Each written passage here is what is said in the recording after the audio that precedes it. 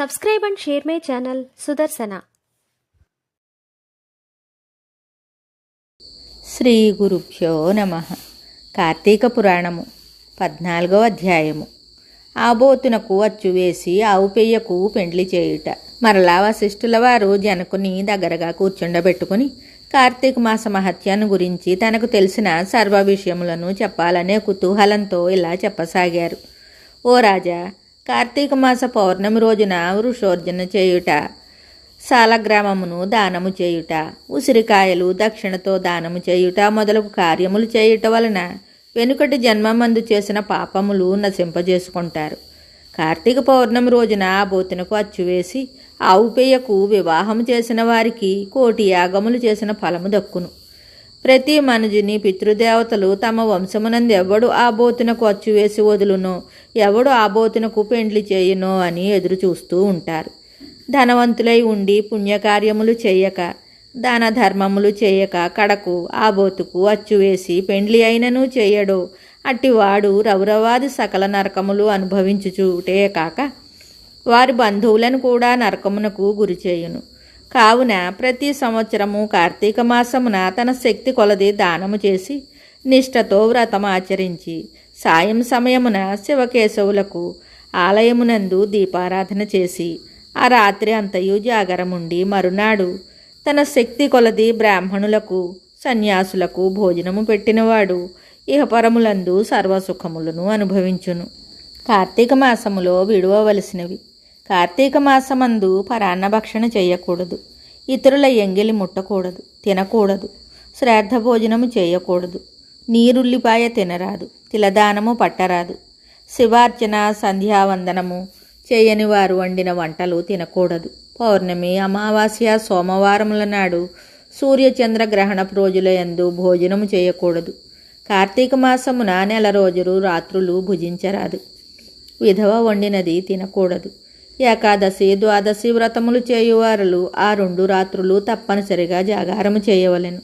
భోజనము 1 పూట మాత్రమే చేయవలెను. కార్తీక మాసములో తైలము వ్రాసుకొని స్నానం చేయకూడదు. పురాణములను విమర్శించరాదు. కార్తీక మాసమున వేడి నీటితో స్నానము చేసినచో కళ్ళుతో సమానమని బ్రహ్మదేవుడు చెప్పాను. కావున వేడి నీటితో స్నానము చేయకూడదు. ఒకవేళ అనారోగ్యముగా ఉండి ఎలాగైనా విడవకుండా కార్తీక మాస వ్రతము చేయవలనన్న కుతూహలము గలవారు మాత్రమే వేడి నీటి స్నానము చేయవచ్చును. అలా చేయువారు గంగా, గోదావరి, సరస్వతి, యమునా నదుల పేర్లను మనసులో స్మరించి స్నానం చెయ్యాలి. ఏ నది తనకు దగ్గరలో ఉంటే ఆ నదిలో ప్రాతకాలమున స్నానం చేయవలెను. అలా చేయని ఎడల మహాపాపి అయి జన్మ జన్మలు నరకకోపమున పడి కృషిస్తారు. ఒకవేళ నదులు అందుబాటులో లేనప్పుడు నూతి దగ్గర కానీ చెరువునందు కానీ స్నానం చేయవచ్చును. అప్పుడు ఈ క్రింది శ్లోకమును చదివి మరీ స్నానమును ఆచరించాలి. గంగేచ యమునే కృష్ణే గోదావరి సరస్వతి నర్మదా సింధు కావేరి జలేస్మిన్ సన్నిధిం కురు అని పఠిస్తూ స్నానం చెయ్యాలి. కార్తీక మాస వ్రతం చేయువారు పగలు పురాణ పఠన శ్రవణం, హరికథా కాలక్షేపంతో కాలం గడపాలి.